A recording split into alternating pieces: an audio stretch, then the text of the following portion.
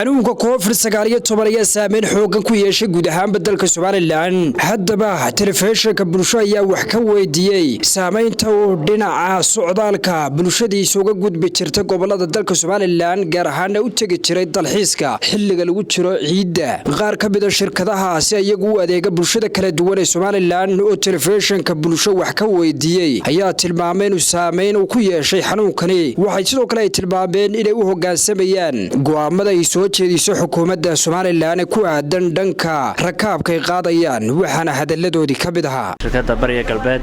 Dhammaan waxaan shacbi weynaha Soomaaliland u dirayaa hambaliyada ciidda oo shacbi weynaha Soomaaliland u diraya awaamirtii ay dawladdu soo jeedisay inay u hoggaansatay shirkadda Bariga Galbeed oo ay tireen awaamirtii ahayd in la kala turko, in la kala fogaado, in distance-ga la isku jira uu noqdo distance kala duwan. anagu ta shirkad ahaan runtii awaamirtii waanu qaadanay oo dadka waxaanu farnaa inay gawaadhida ay dadku kala durkaan si ay space fara badan u helaan.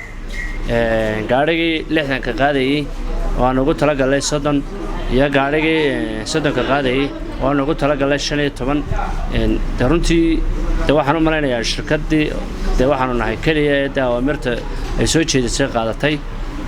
go'aanadana waanu hambalyeynay madaxweynaha Jamhuuriyadda Soomaaliland iyo howlwadeennadiisa labadii cisho ciidda.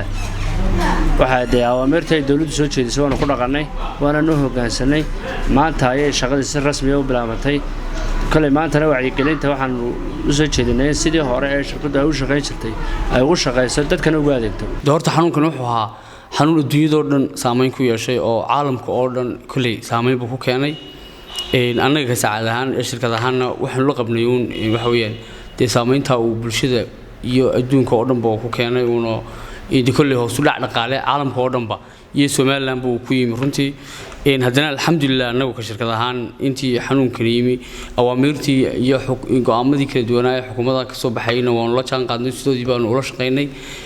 customer fiican oo Ilaahay mahadiga gaadhay nagu filan shirkaddu mar walba ay leedahay oo dad customer ah oo nagu xidhan oo mar walba waxa weeyaan aan u adeegna ayaa jira.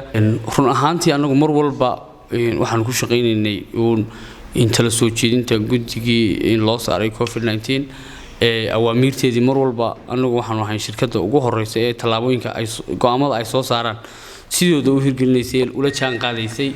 si ugu dambeysay iminka labada cisho ciidda lagu xadiday lagu joojiyay shaqada. shirkadda saacada waxay shirkaddii koowaad ee ka dareen celisay arrintaas sidii ay ahayd u qaadatay. anagoo u sameynayna mar walba awaamirta dawladana u tixgelinayna si loo ilaaliyo oo aanu ilaalino badqabka bulshadeena. maanta waa maalintii saddexaad ciidda, waa maalintii aan runtii shaqada ku soo noqonay. waxaa naga dhamaatay labadii cisho ee maalintii koowaad iyo maalintii labaad ee la fasaxay isu socodka gaadiidka. runtii saakay shaqadu si fiican u bilaabantay. Mar Ali Ducaale Umar Shabash, telefishinka bulsho magaalada Hargeysa.